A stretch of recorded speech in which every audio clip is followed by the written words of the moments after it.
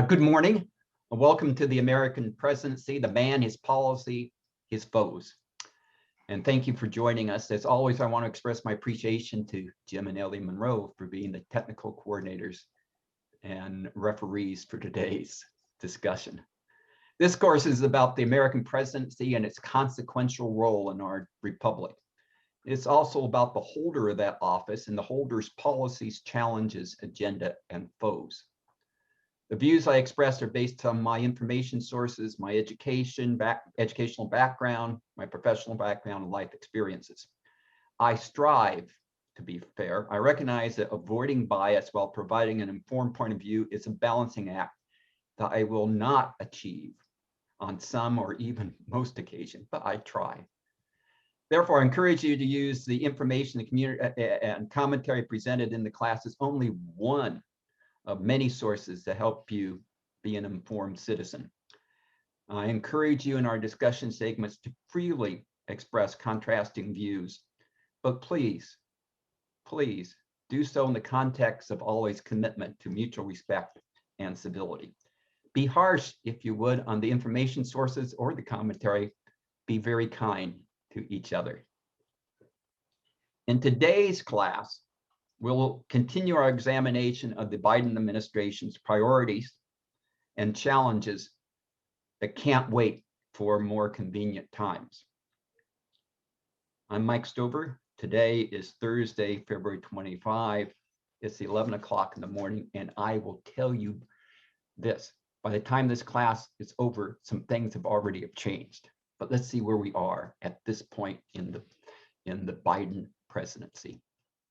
I entitled this class Onward because now we're past the 1 month mark in the Biden administration. So some of the big news that has occurred since our last time together about a month ago. There's been this little problem in Texas you might have heard about, a little energy problem. And the president will be going there on Friday in his role as head of government and chief of state.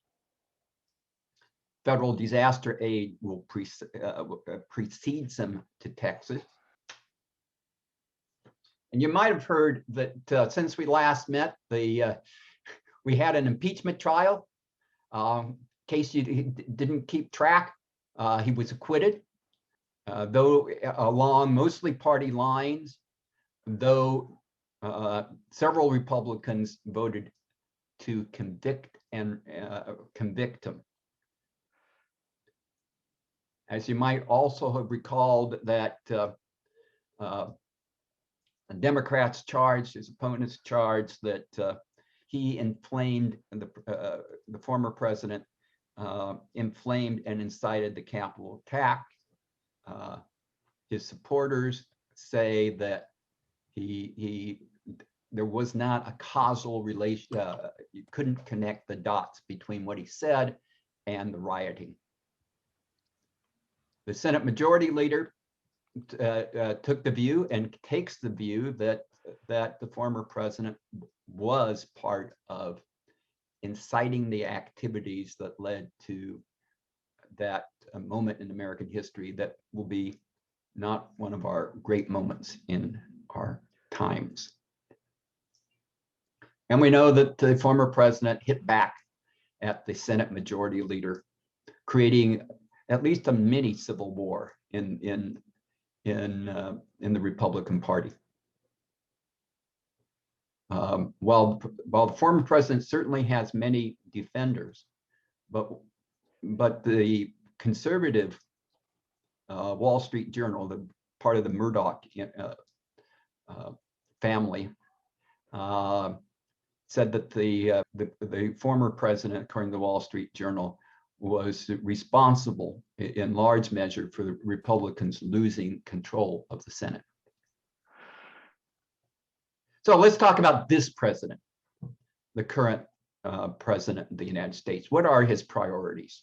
Now that we're past the impeachment time, we can judge him on his priorities and how he responds to the challenges facing the office of president. Well, he has many priorities. We'll cover some of them today. Some of the important ones we won't get to, but we will in our next class. Let's look at priority number one, in my view, the pandemic. Pandemic, the numbers are still significant, though declining. We reached the 500,000 point in deaths attributed to the COVID epidemic.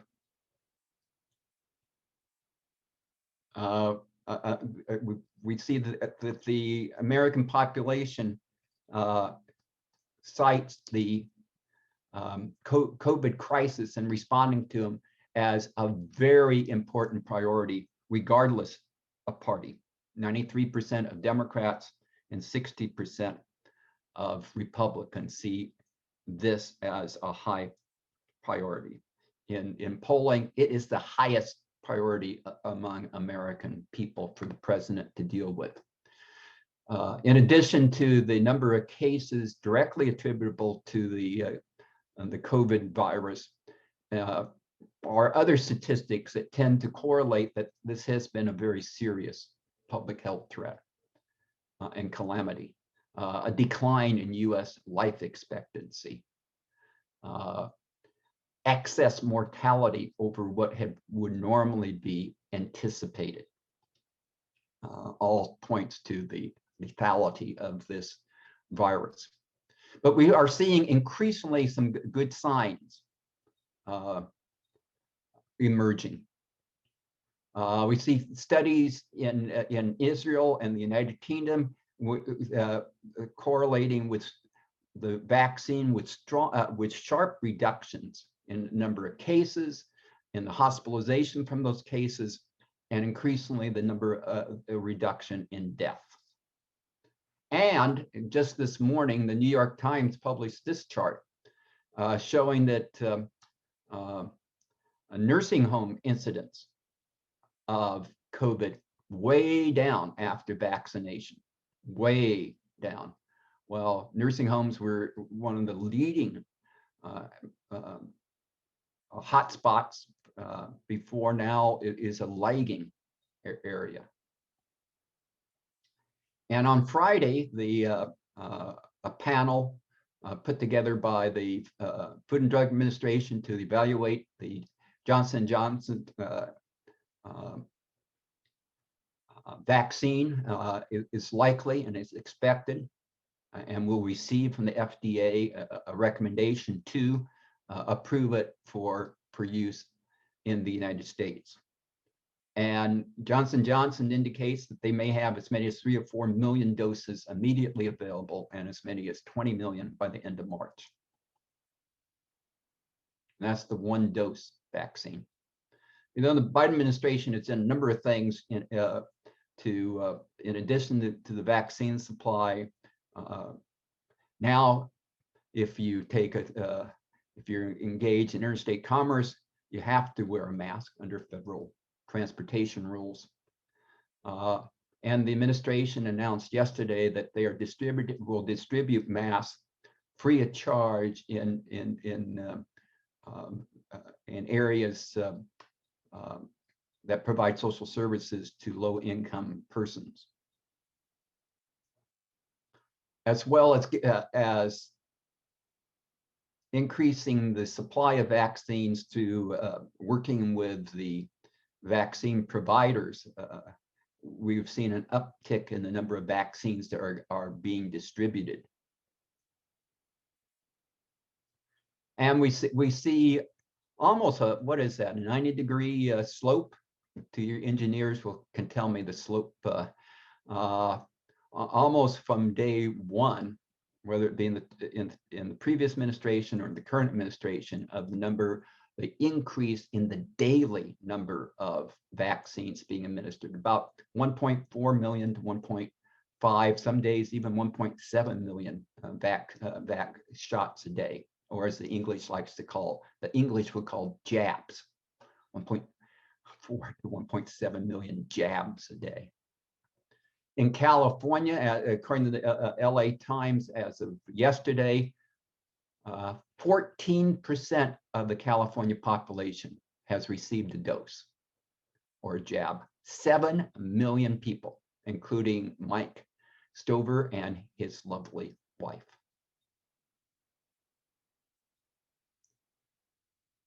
But, and there's always a but, isn't there? The virus is likely to stay after the crisis fades. That's what the public health folks, the medical experts are saying. It will just keep circulating and keep mutating, though at a lesser level as more people are vaccinated. There is an alarming report, page 1 report in today's Los Angeles Times about the California variant of the virus that seems to be circulating and in some areas becoming a dominant strain, and it seems to not be very responsive to the vaccines. So vigilance is continued necessary. Keep wearing your mask, keep washing your hands, keep taking preventive measures. Yesterday, Moderna said that they were going to start testing one of their newest vaccine that would be a booster to their previous vaccines that were aimed at some of the variants that are circulating, particularly the ones with greater lethality and greater risk of infections, such as the Brazilian and South African variants.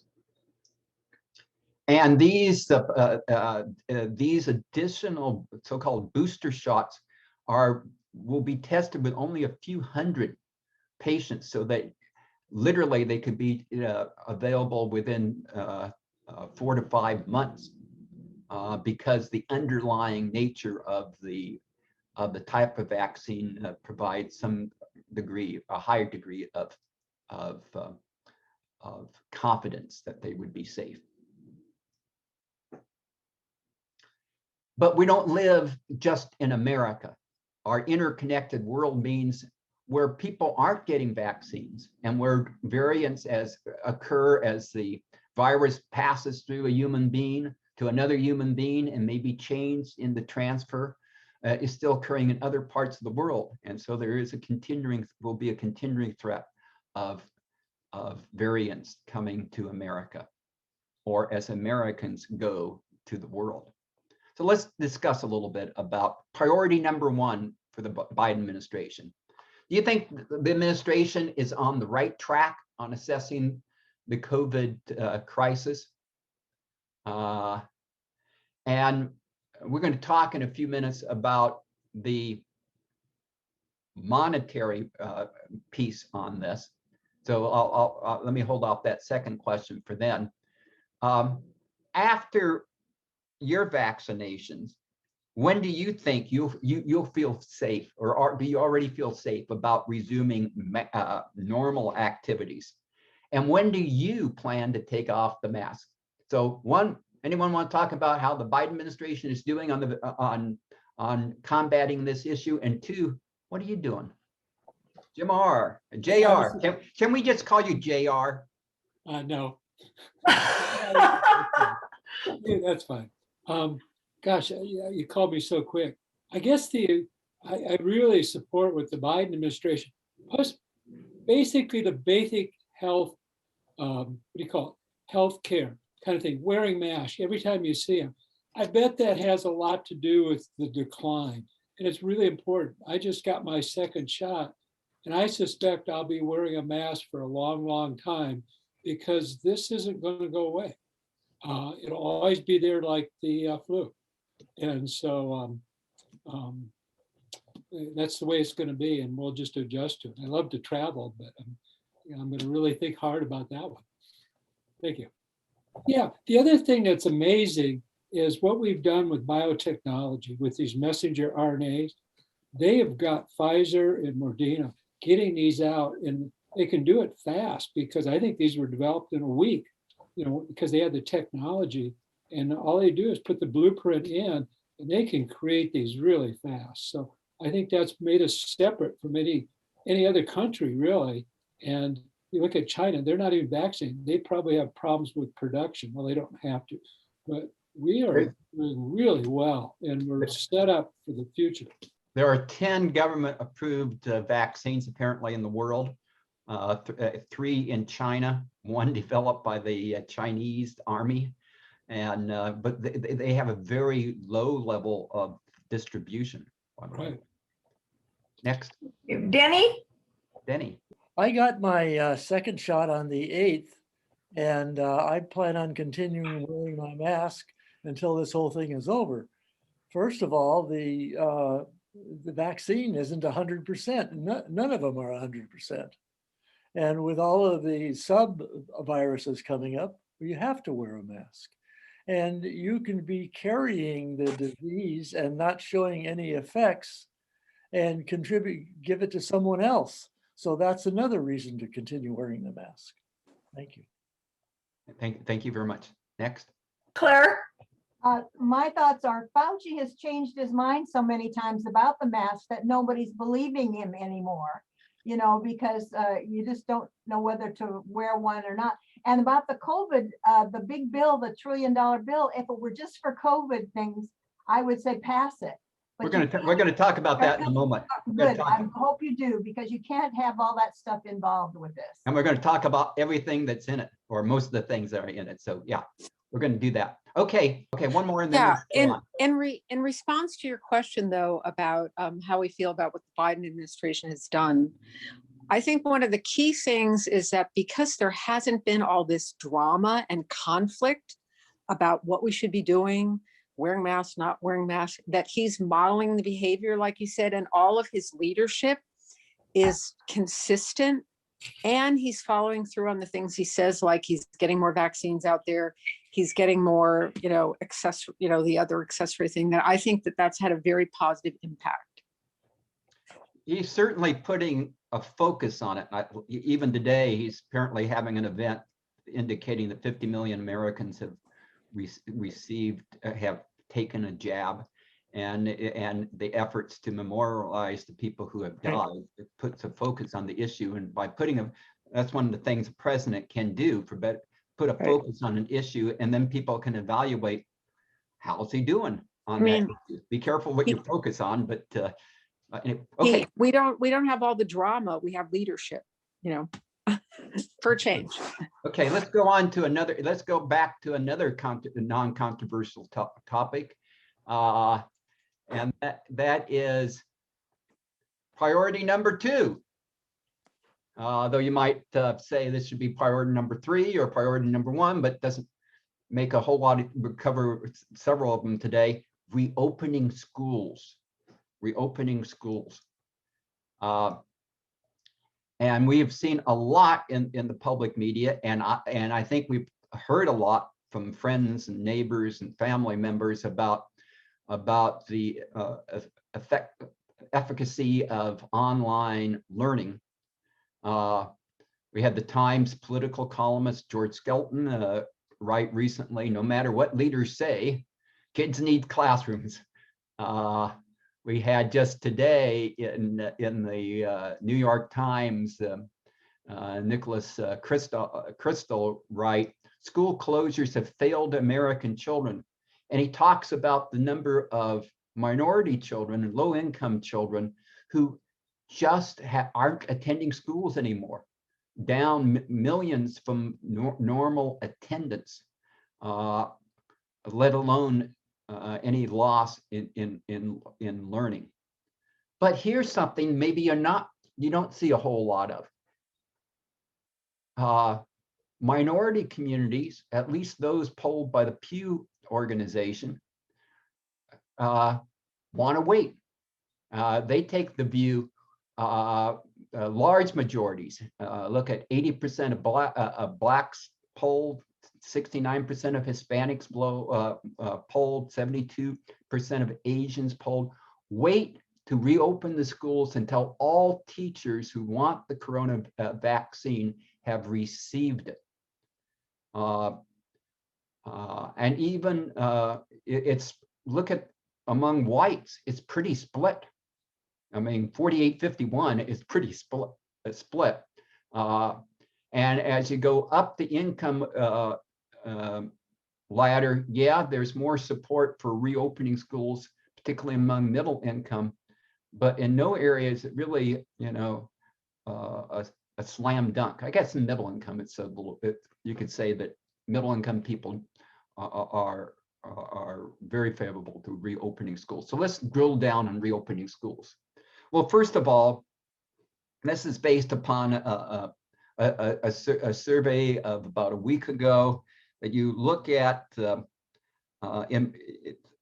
about 40% of American students K-12 are in classrooms in a traditional model.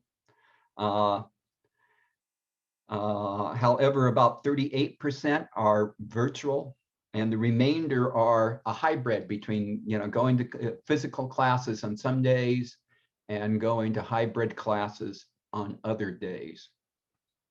The president's goal is, his announced goal is to get at least 50% of the population attending school at least one day a week of the K-8 by the end of his 100 days.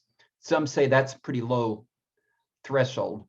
And the president said his aspirational goal is for them to be attending 5 days a week. The CDC, I believe last week, issued new guidelines for schools reopening. And they essentially said, among other things, teacher vaccines are not a prerequisite in most circumstances for schools to reopen, particularly in the elementary grades. By the way, I have that whole guidance on our class notes website. So if you want to drill down and some analysis of that, because it's easy sometimes just to summarize and not recognize the nuances. The president's medical advisor, Dr. Fauci, says schools can reopen, but he believes that schools need some economic resources to make sure the classrooms are right for reopening and meet the CDC guidelines. Teachers' unions are taking the view very assertively in many school districts that they don't want their members to return to school unless they have had the opportunity to get a vaccine, and that school staff have that opportunity too. Though I'm not sure that many of them are saying that they are saying that teachers must have the vaccine, but they should have the opportunity. Somewhat of a mixed message. And you see that in a number of across the country, this position taken. Conservative media, such as the Wall Street Journal, says the president has buckled to the teachers' unions by not being more forceful to push back this very strong Democratic constituency, which are educators, and Republican political leaders, legislators, and party officials believe that Democrats are vulnerable on the issues of reopening schools. When you look at the data, it's at least some public opinion polls, it seems like Republican-based voters want the schools reopened, but Democratic-based voters say not until the teachers get vaccinated. So I don't think this is necessarily a slam dunk from a political area perspective. Our governor has taken position schools should reopen. And he's basically is, I think, the midpoint between where the president and the administration is and where the teacher unions are. We see a big difference in schools based upon where what student population they are serving. Suburban schools and rural schools tend to be much more likely to reopen. My school district, the Chino Valley Unified School District, had a special meeting 2 days ago and voted to reopen pre-kindergarten through 2nd grade next week, and the remainder of elementary school the week after that, and instructed the superintendent to get junior high, middle schools and high schools open as soon as local health officials allow. Long Beach Unified School District is in the process of reopening. It is an urban school district. It is a diverse school district, high income, low income, substantial minority populations. They are well positioned because they also have their own public health department. They have prioritized teachers and staff, and they seem to be standing up or being stood up for reopening soon. Well, LA Unified and some of the seems to be still some time away. If you look at some survey research done on which schools are actually opening, you see the school districts that serve wealthier areas tend to be the ones that are opening faster than those who are serving lower income. And that could very much reflect with that one poll I showed at the beginning, what their population want, what their parents want. We're going to talk about this in a moment, but let's, the LA Times, after taking a position a couple of weeks ago, calling upon the LA Unified School Superintendent to put on his big boys clothes and reopen the schools, more recently took a more nuanced approach to in an editorial, saying, well, you know, there's that other point of view too. There are hard choices to be made, which seems to be, yes, there are, aren't there? My own view, for those who care, is that I think you need to do what you need to do what you think is the right thing to do based upon the information you have available, and let the political consequences fall where they may, and you be evaluated on those the next election cycle. But anyway, what do you think about that? Okay, some questions on this issue. Of course, you can answer or just comment on this issue without answering these questions. Are Democratic politicians too deferential to teachers and school reopening issues? Should teachers and support staff below age 65 be afforded a vaccine quota that is unavailable to other high-risk occupations and populations? And can this academic year be saved for K-6 or for high school? Yes, I know there's middle school in between those, but those are the two ends of the spectrum, at least. Okay, anyone wants to talk about this? Any opinions on school openings? Okay, Barbara Rosen. I'd just like to ask permission to segue a little bit, since opening schools is somewhat is very important to the mask issue. I'd like to segue back to the last discussion for just a minute and defend Dr. Fauci, because the comment was made that he's been all over the place about masks. And I don't think that's really an accurate statement at all. I just want to clarify that Dr. Fauci initially told people they shouldn't be rushing to get masks because there was a national shortage for healthcare workers, and he was trying to save those for healthcare workers. And the second part of that was he was in a horrible position because President Trump refused to let him contradict him on anything that he was saying, and Trump didn't want masks. So it really wasn't Fauci being all over the place. A lot of that was Fauci doing everything he could to promote masks when it was reasonable and when they were available. So I don't think he was really all over the place. And I just wanted to clarify that. Thank you very much. Okay, Pat Dufier. Thank you, Ellie. You're welcome. I don't think people are aware of the differences that teachers face in the classroom. When they say that the wealthier schools got more vaccinations and were better, it's very logical. If you were in a lower income school, you don't know what the home life is like for your students. They could be living in drug environments. They could be living hand to mouth. Many people in a room. You have no idea. Some of them may be living without water. This is so hard for us to assimilate and to grasp as an idea, but that's what teachers are facing.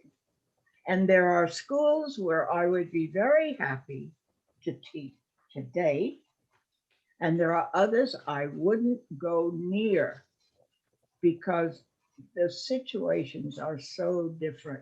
Therefore, I think teachers should be vaccinated at all levels and start there. Thank you very much. It's necessary. Thank you. Thank you. Barbara Talento? Thank you. Yes, I want students to go back to school, and if you read the papers, you'll know that the incidence of suicide among teenagers has expanded. If you look at how kids are succeeding, they are not. They're falling way, way behind. We're probably going to have to repeat this whole year in order for some of the kids to be able to catch up and do the work they're supposed to in their next grade. Parents are totally incapable of teaching preschool and kindergarten kids how to socialize, how to learn how to do the alphabet and numbers. We need to get the kids back to school. Thank you. Okay, let's take some. Mary Kay? Good morning. Long Beach, in terms of your question about whether or not this year is lost, Long Beach Unified has now said that the K-5 students will go back March 29th, and there's no date yet for middle school or high school. So I think starting a school year, the end of March, doesn't leave much time for accomplishments. And I agree with Barbara. These kids have got to get back in school. You can't synthesize the socialization and interaction they need in the home environment. There's just no way. And I see personality changes in my grandchildren, and they've just got to get them back in school. And I just don't feel a sense of urgency on the part of teachers. Thank you very much. So let's move on to the $1.9 trillion COVID relief and economic recovery. We know that certain industries have done fairly well so far in terms of regaining the employment base, while other industries, particularly leisure and hospitalities, have not. We still have over 10 million Americans unemployed. Most Americans, when surveyed, and this is where both parties tend to agree, that strengthening the economy, though I think the approaches are different, it should be a top priority for the president. Matter of fact, Republicans say that it should be a higher priority than the Democrats, but 75% Democrats say it should be one of the top priorities of the president. So it's hard to say that there's a whole lot of division on that. How you get there is the question. The Federal Reserve released a study recently that suggested that as many as 18 million people are really unemployed now, well beyond the 10 million that the official statistics are showing. And that's because of the nature of the pandemic kind of masked people who are staying at home with their children, or people that feel that it's no use seeking a job at a restaurant when the restaurants are closed for inside, but to only open for outside if the restaurant. Yes.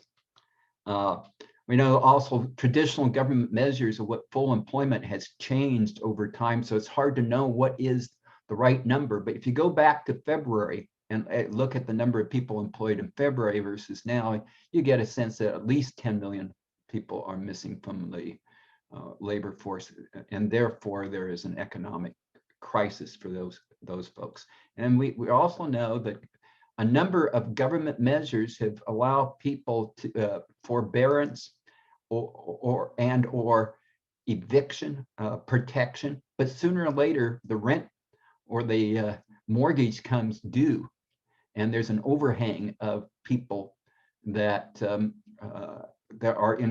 will be in crisis when the current measures end.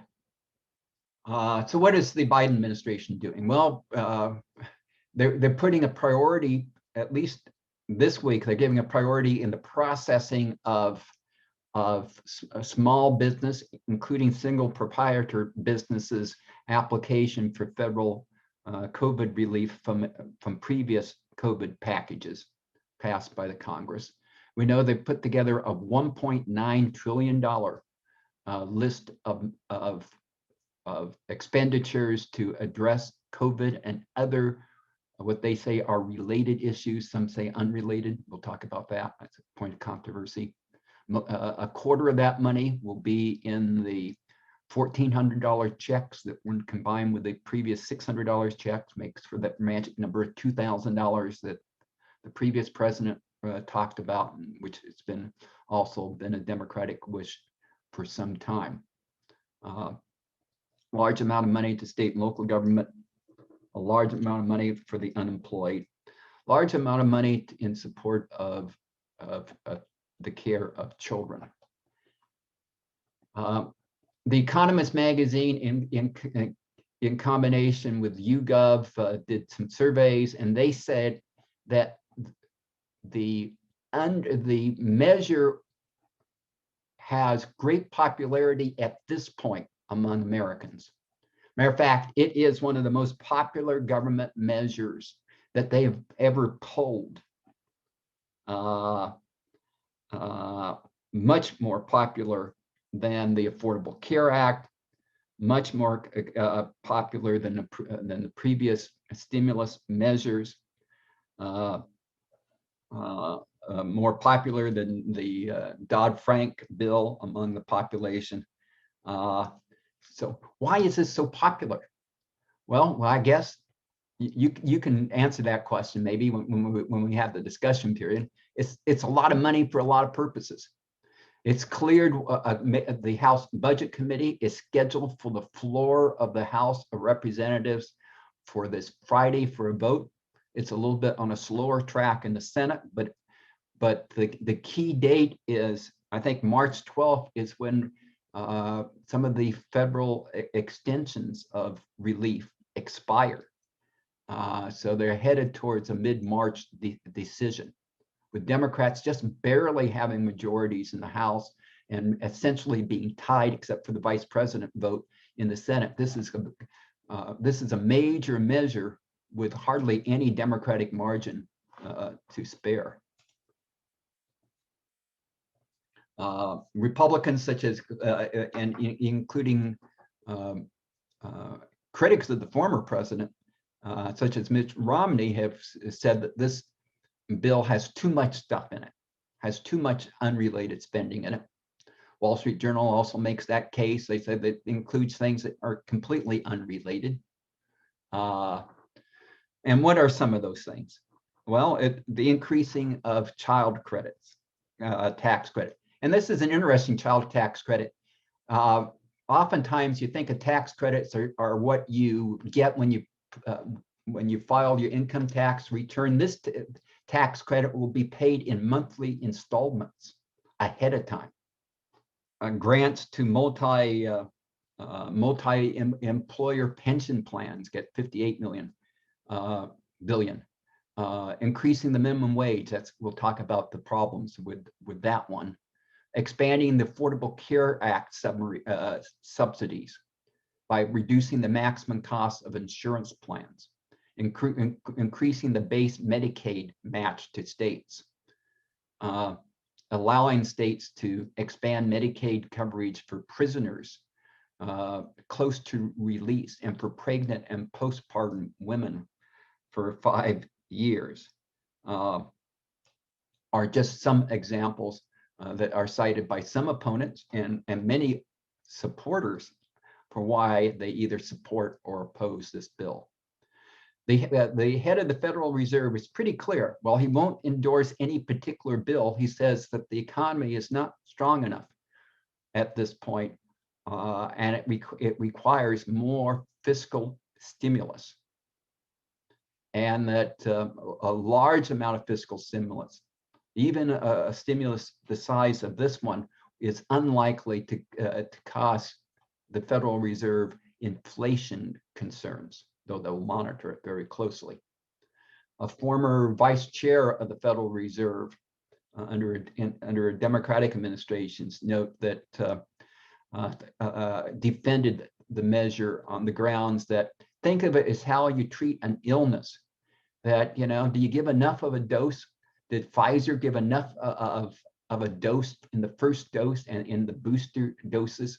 Makes a medical analogy why the risk of the COVID relief package does not warrant opposition and strongly supports the measure. And while state and local governments haven't done widespread layoffs,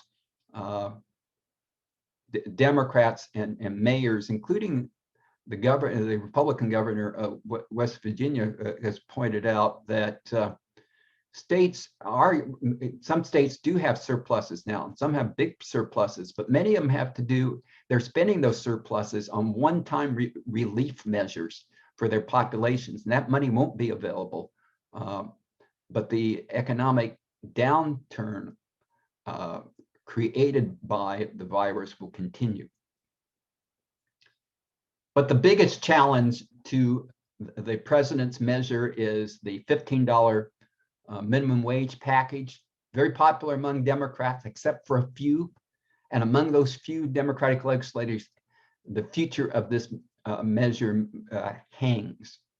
Joe Manchin from New York and one of the senators from Arizona oppose increasing the minimum wage, appearing to doom it.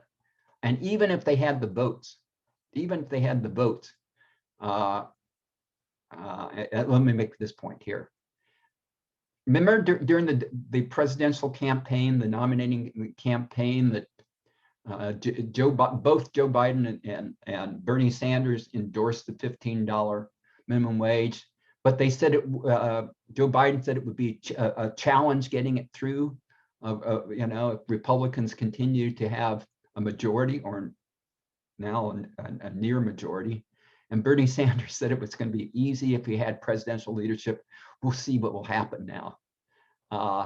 This woman will determine whether or not they even be part of the stimulus measure. She is the Senate parliamentarian, and she will make a ruling, maybe today, but pretty soon, whether or not it's germane and therefore can be considered by a simple majority vote as part of the budget package.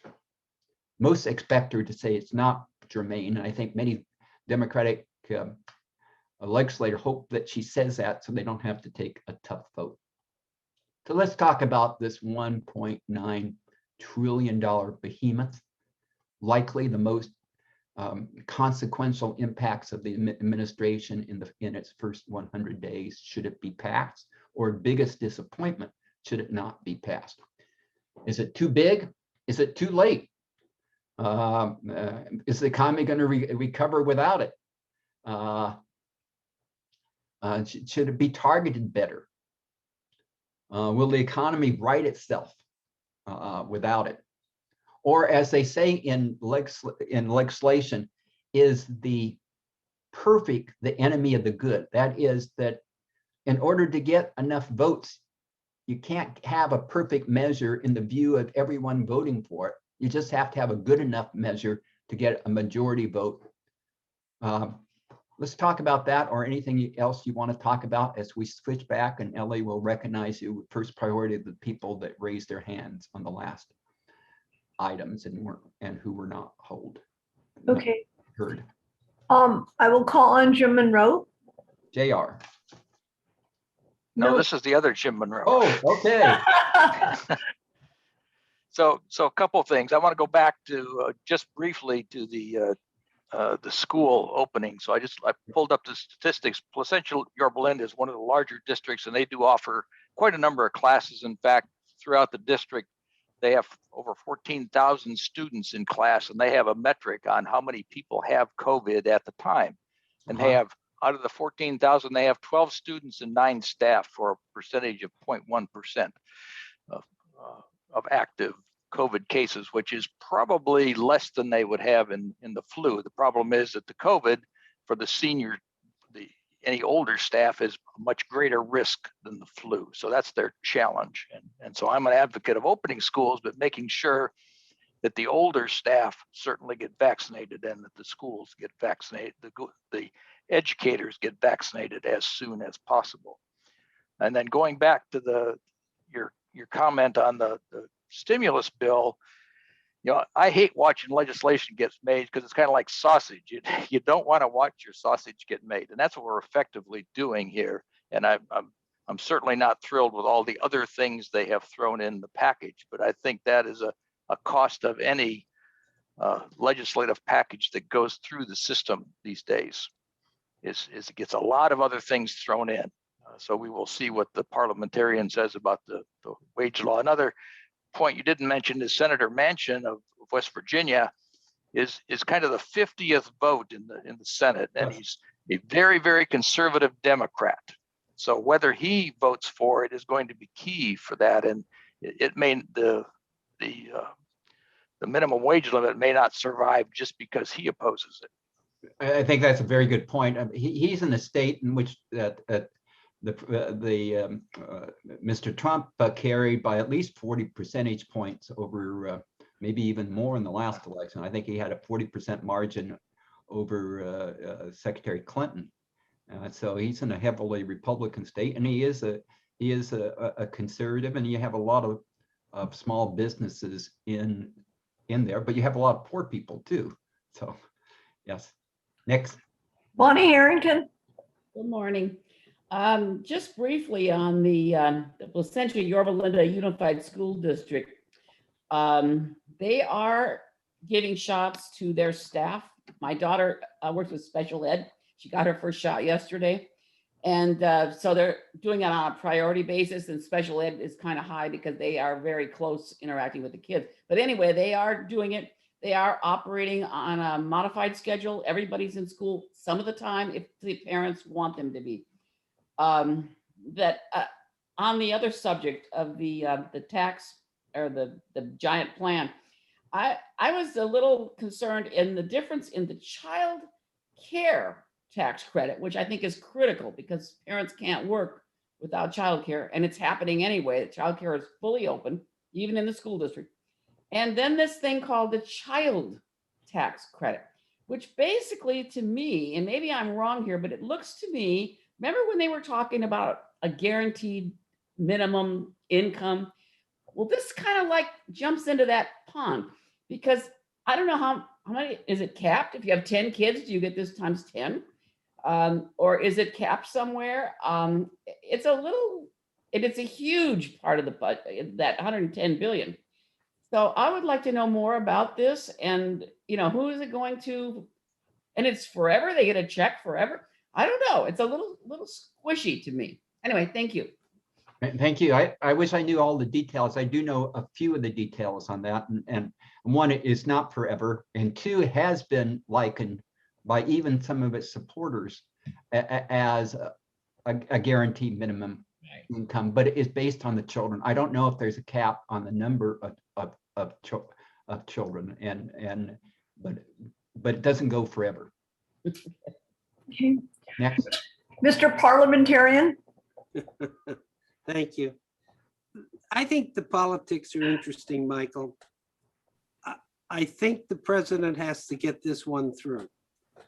This is his first and largest aspect, and to some degree, his presidency sort of rides on this one.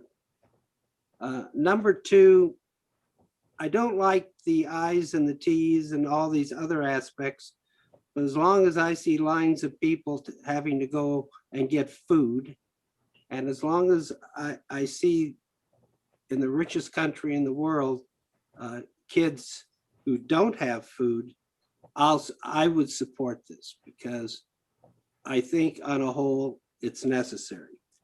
Finally, by way of information, we discussed the $15 in Behind the News, and you would be surprised to know that most of the people who spoke up were not in support of the $15. And finally, the parliamentarian, I think, will get the Democrats off the hook. I think she'll say, no, can't run it through here. And the president and the Democrats will be forced to come up with a separate bill to determine the minimum wage. But it was interesting as we see it as a senior group. Thank you, Michael.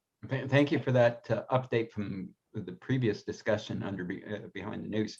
The parliamentarian will base her decision on what the so-called Byrd Rule. And the Byrd Rule said that to be used under budget reconciliation, not only does a measure have to have a fiscal impact, it has to be primarily motivated by a fiscal reason. And that's it would be a key sticking point. Yeah, the second half of that is why she hasn't made a quick ruling. Parliamentarian, if you watch the Senate, does have a daily function. I think it's first time, as I recall, that the parliamentarian has literally taken weeks to come up with something. And I'm sure this was passed by her before the bill was proposed. So that's my take on it. One proposal I heard, but I think it wasn't a very serious one, was that it would clearly pass the parliamentarian muster if they just did a penalty to employers. That is, increase the FICA by 50 or 100% if the employer did not do a wage over a certain level. Yeah. It's kind of like but that would be, I think the Senate Democratic leaders would prefer it to be dealt with by the parliamentarian into a separate bill. I think. Absolutely. Just because of Joe Manchin and the senator, was it Sienna? Yeah, from Arizona. From Arizona. Okay, one more, and then we'll move on. Mike, there is a note. Question in the chat. By the way, there are additional comments if anybody's interested. Anyway, regarding minimum wage, realizing few of us are working, how many would want to go 12 years without a raise? Good point. At the same time, you're having inflation, even 1 or 2% inflation. That does, yes. Okay, who wants to? One more on this topic, and then I want to move to more topics. George Peasley has not been heard yet, so we'll call on George. George. Yeah, one thing that so maybe somebody can answer the question. I have heard it early on proposed that the bill be broken up into several different pieces, and I think that would make sense on getting the things through, at least, without having this, all or nothing situation. So that's just my opinion.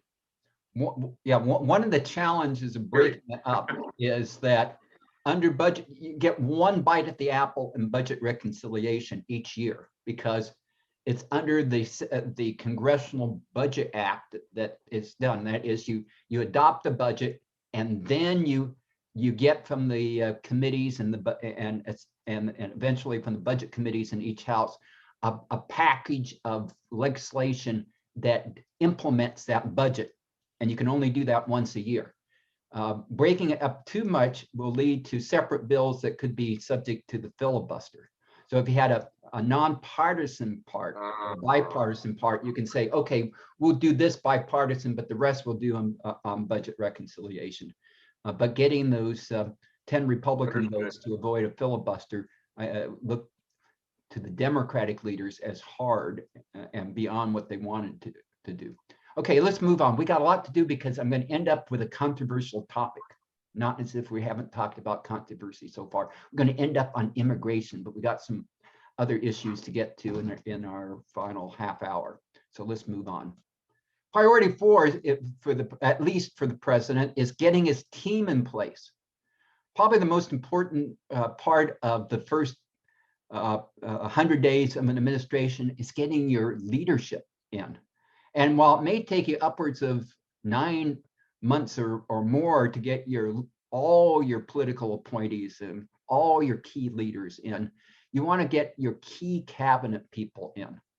And the president has proposed a very diverse cabinet that is diversity is its main difference.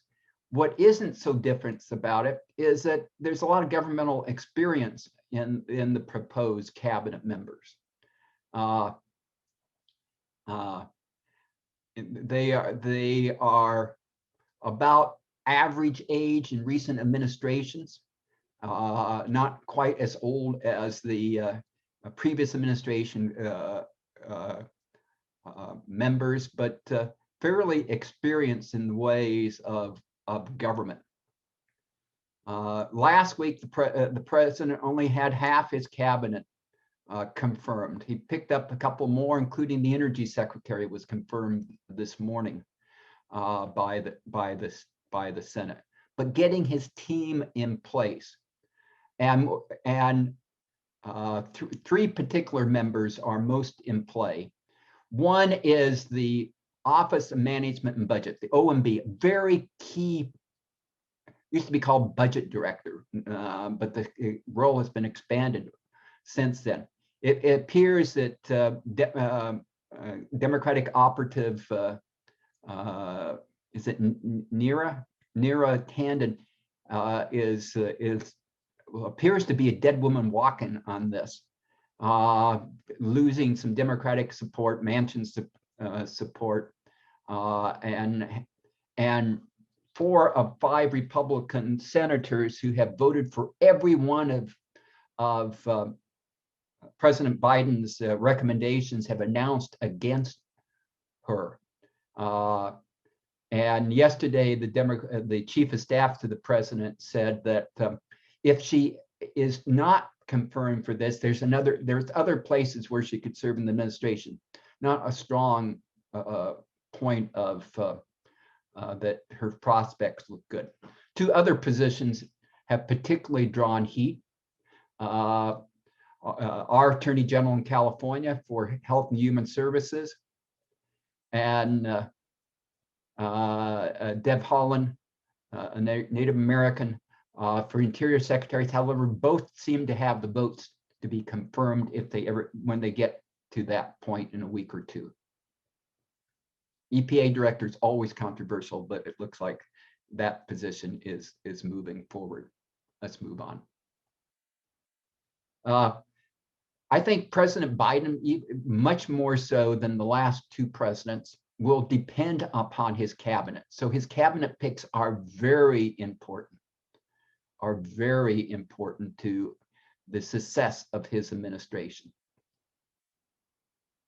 And he has some very strong leaders already in Janet Yellen at Treasury, in former General Austin in Defense. Matter of fact, General Austin has apparently breaking a logjam that prevented 2 senior generals from moving up the hierarchy that apparently were placed on hold under the fear that they didn't look like generals to the previous president. Priority 5 seems to be, every administration does this. This administration is doing this in high gear. Previous administration also did in high gear. We'll see which one.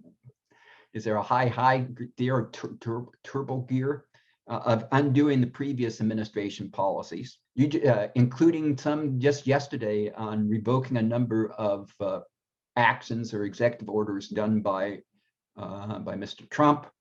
Many things in immigration we'll talk about in detail in a moment. Getting back into the Paris Climate Agreement.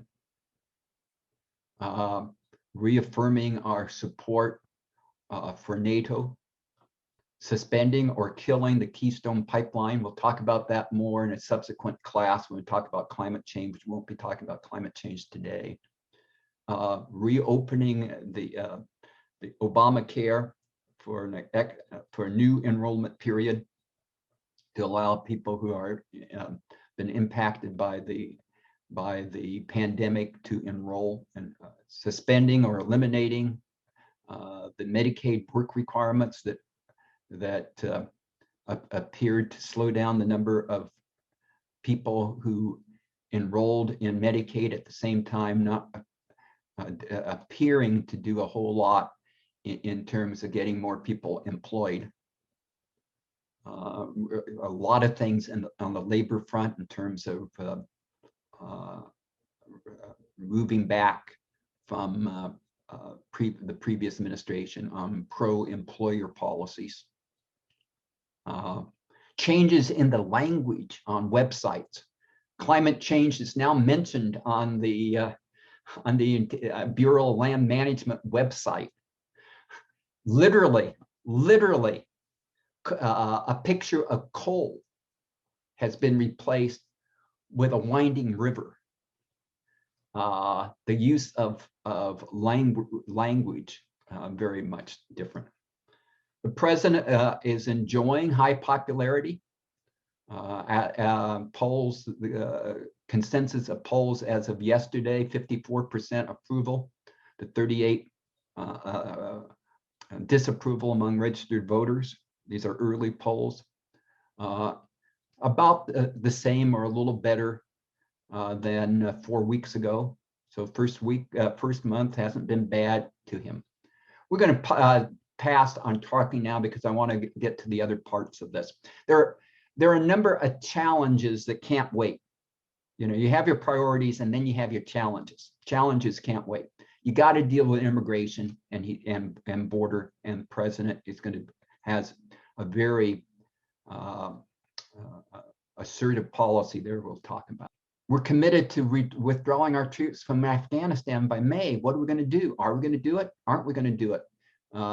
By saying that we're going to withdraw, has this given the Taliban the opportunity to just wait us out? Taliban initiated violence against Americans, and Afghan forces have increased. What are we going to do about Iran? Iran keeps developing their nuclear capability. The administration talks about before we do anything non-diplomatic, we should try the diplomatic route. Iran keeps going through a range of statements from, you know, Americans have to put remove their sanctions before we talk, to, well, maybe we will talk. Hard to know where they are. We know they're going to turn off the monitoring cameras at their nuclear production facilities. So that's not a good sign. Wall Street Journal editorialized, they're concerned that the administration may want to get back to the old agreement too fast without looking at the military and missile capabilities, missile launching capabilities and targeting capabilities of Iran. That got to be dealt with. And plus, the administration does not have the greatest relationships with two historic strategic allies in the Mideast, with Netanyahu's government in Israel, in which Netanyahu was not one of the not on the speed dial list for the president in his initial month, or the power behind the throne, the crown prince of Saudi Arabia. He has to deal with China. China, you know, because of its size, both in military and economic size, has to be dealt with. Just yesterday in the Congress, the administration's designee for trade representative indicates that it's her intent to keep the Trump era restrictions on China until, one, the Biden administration completes their review, and two, that they meet their obligations under previously agreed to trade agreements. Still, China is seeking an improved relationship with the US. They would love to have a meeting. I think having a meeting is less important to this president than previous president. How that translates into what's good or bad for America, we have to wait on. We know China is offering their vaccines to the rest of the world as an instrument of foreign policy. Now this administration continues to put forward efforts to try to contain China, both economically and militarily. And more recently, in just a meeting in the White House yesterday on supply chains to America. Lots of China stuff. North Korea is devastated by both COVID apparently and by the sanctions against it. And North Korea is never a great country to be having terrible times with their missile and nuclear capabilities. They have to be dealt with. And the Russians have to be dealt with for their election interfering, for their attacks on the US infrastructure, attacks against some of the vaccine companies, including Pfizer, to try to get information. By the way, North Korea also attacked Pfizer. I'm sorry, North Korea attacked Pfizer, not the Russians. So the president is having a challenging time with international policy. So let's move on to some endnotes and talk about immigration. Remember, send me your suggestions for topics and sources. I'd be very interested in it. Remember, we have a class notes website, and we'll be back in a month. But we're going to talk now on immigration. Steve Jobs always had the best for last. I think immigration says a lot about this administration, and it says some surprising things. Some, particularly progressives, thought this administration was going to be, well, kind of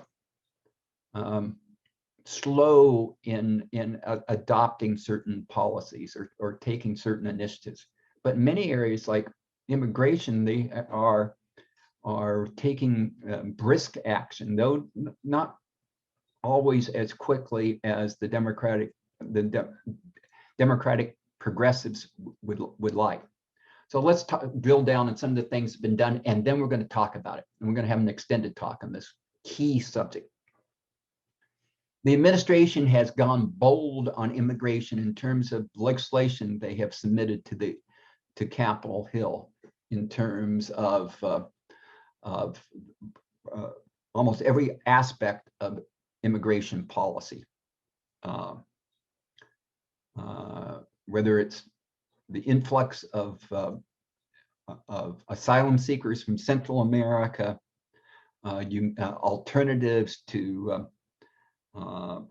immigrant detention, pathways to citizenship, and the use of language. The administration, during its first week, halted the border wall building. Or what they did, was they initiated a review of it, which seemed to allow it to be legally done without it being restricted by court order. The administration has started to process asylum seekers, which the past administration had either slowed down or stopped at times. And not surprisingly, the word is out. And those who seek asylum, those who seek the American promise, are on the way from Central America to the US. crowding border crossings on their way to America.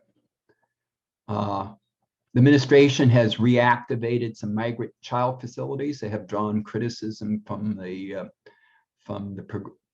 progressive part of the Democratic Party that would prefer an immediate transfer of migrant children, unaccompanied migrant children, to the Department of Health and Human Services run facilities, or to sponsoring organizations in America that would just immediately take them in, generally without any vetting.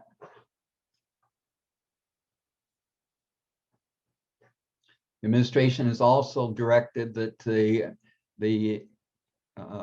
Immigration and Custom Enforcement do fewer arrests of migrants per se, and concentrate their efforts on going after criminal aliens that are in the US. So in today's edition of The Economist magazine out of the UK, they asked this question: why are Democrats introducing the most comprehensive immigration reform in decades, when Republicans, and particularly Donald Trump, like to stress protecting the border, restricting immigration into the United States, except for the most high-skilled persons, for the most important skill areas where Americans aren't readily available. So why is the Biden administration leaning into this? And it appears, according to The Economist magazine, that they have no choice. The administration has no choice. Voters in the Democratic base who are most concerned about immigration were dissatisfied to some degree, or to a large degree, in what happened during the Obama administration, in which the Obama administration tried to do what in its view was an even-handed policy, seeking reform at the same time enforcing existing immigration laws. And this administration is pushing major changes, both in what it can do on a enforcement and administrative basis, and what they need to do in terms of legislation. Because if they don't, they figure that Hispanic Democratic voters are not going to be enthused about them, and will not turn out in large numbers in the midterm elections, and the administration will be frustrated by Republican opposition for the remainder of its tenure. So the Democrats in the White House figure, we got to go big, we got to try, even if it hurts us with swing voters. And they know they're going to get killed in conservative media, just killed. So let's talk about this. Immigration, very, very important. We talk about 10 million people unemployed. We got over 10 million, 11 million people in this country without legal authorization. I'm not saying that those 10 millions and those 11 millions equate. They don't, I don't think. Are Democrats making a mistake by pushing the wedge issue of immigration to the forefront of their agenda with little chance of legislative success? That's question. Question two, what should be the administration's immigration focus and messaging?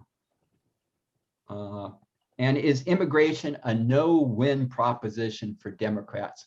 That they have, they just can't hope for a better time to tackle it than now.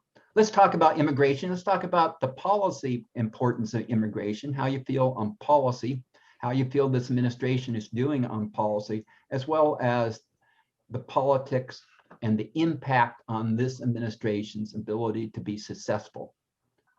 How about if we move to George Peasley and come back to Pat? Oh, there she is. There she is. Okay. Yeah, I just had a question somebody might be able to answer. I thought that they'd taken care of the Dreamers as soon as first day that Biden was in office. And where does that stand now? Are they back where they were at the end of the Obama administration or not? Yeah, kind of. And let me give you a little bit more on that. Oh, good answer, Mike. Remember, the Supreme Court has yet to decide whether or not that widespread enforcement discretion is lawful and therefore went beyond its authority, that only Congress can provide that type of action. So the legality, what they have done was undid what the previous administration did, which was basically backing a lawsuit that challenged the constitutionality of it. And it still needs to be dealt with either at the Supreme Court and or legislatively. So the Dreamers aren't out of this issue yet. No, they're still, it's just a matter of, when it gets back into the headlines. Pat Dufier. Don't give up on me, Ellie. Sometimes eye-hand coordination is a problem. I understand, no problem. Unmute quite as fast. One thing I'd like to bring up is that Biden has united 200 families that were spread apart. And I think that's a marvelous contribution. He just didn't like the idea, and I don't think any of us did, of taking children away from their parents. And so to have reunited over 200 parents, I think is wonderful. Another thing, I think one way to soften the situation is to change the term illegal aliens. Alien has so many new meanings today, and they are resented by the constituents who fall in that category. So that's an easy fix. And they don't like illegal aliens, and we can certainly handle that. One thing I don't understand is why they are objecting to Neera Tandem. I have never found out a good reason for their obstructing her appointment. And one more thing is balancing the budget, the dinosaur of the 21st century. I remember when it was so important to meet that expectation. We're going to save money, we're going to bring the budget in balance, and now we're in trillions. And thanks to you, Mike, I found out it's 15 zeros. I had never seen what trillion looked like. And I don't know, is it, can we pay it back in monopoly money? Is the expectation that we will never have a balanced budget? So what? This concerns me quite a bit. Thank you. Thank you. Thank you very much. Just one comment, because you were, the argument against Neera Tandem for OMB, Office Management and Budget Director. What the senators who have come out in opposition to her that were important, that were swing senators on President Biden's appointees, have cited that her past use of language, particularly in tweets and other forms, against individual senators when she was working for a center-left Democratic organization, makes her a bad choice in the position of OMB director. Democrats have said, her supporters have said, you're going to evaluate someone on tweets now? But anyway, but How many years ago were those tweets? well, some, I think fairly recent. I'm not sure, but she apparently, you know, kind of puts a finger right in your face if need be.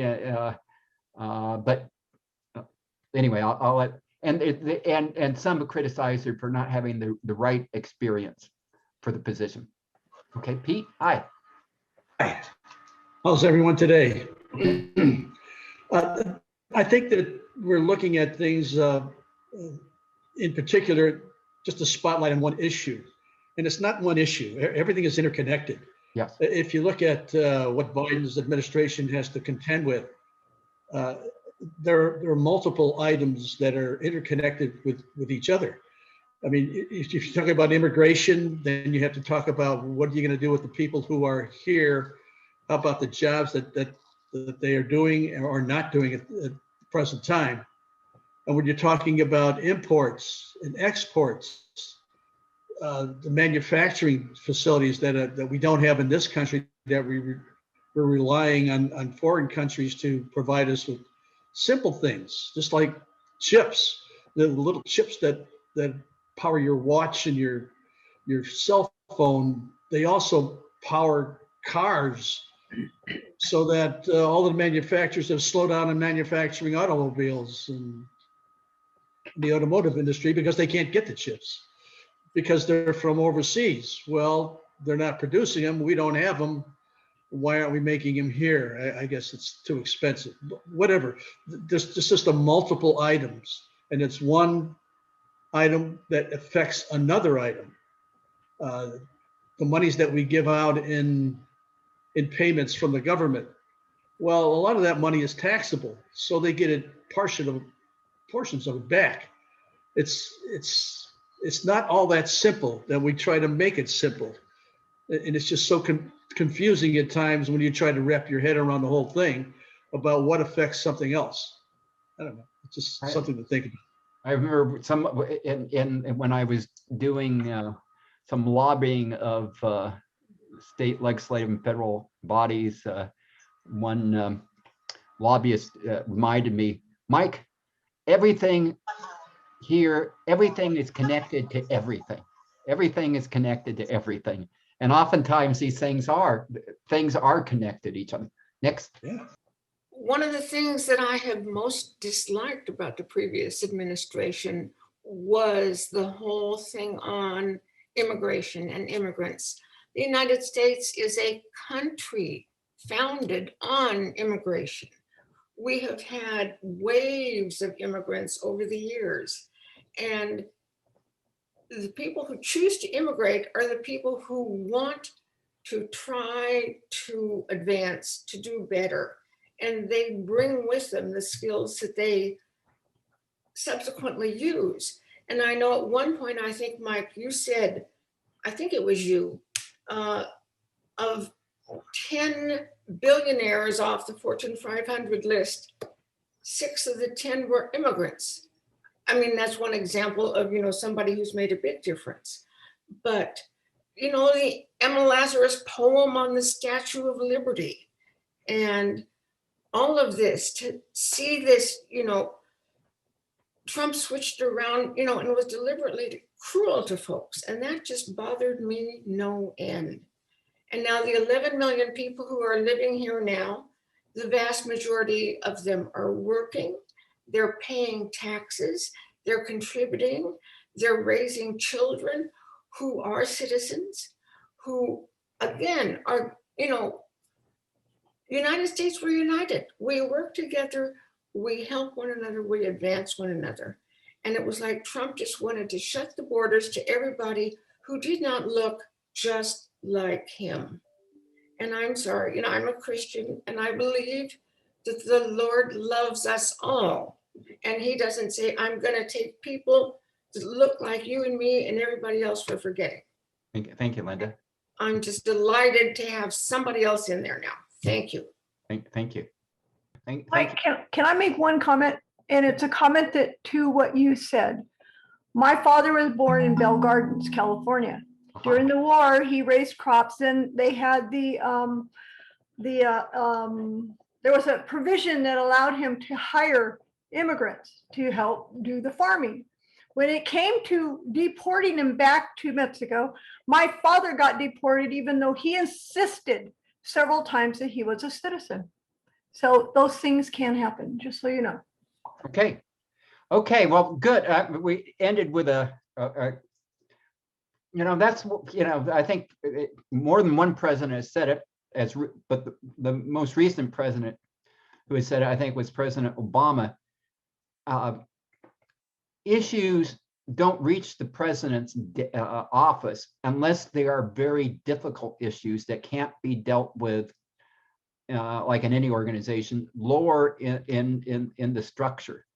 And that is every administration challenges, but I hope through this class, at least we see those unresolved American challenges that, maybe someday we'll find at least a solution that garners the types of support necessary to get them done, not only for this administration, but for the next few administrations. Well, thank you all for contributing today. We'll be back in this class in a month. We'll talk about climate change. I can assure you at that class, if you want to talk about the Constitution, you want to talk about what's happening in the Supreme Court, and we're going to take a little bit of a deep dive into the issue of the exercise of religion, which I think is a major focus of the Supreme Court majority. And I want to give you some perspective on that and some current cases. Anyway, thank you all.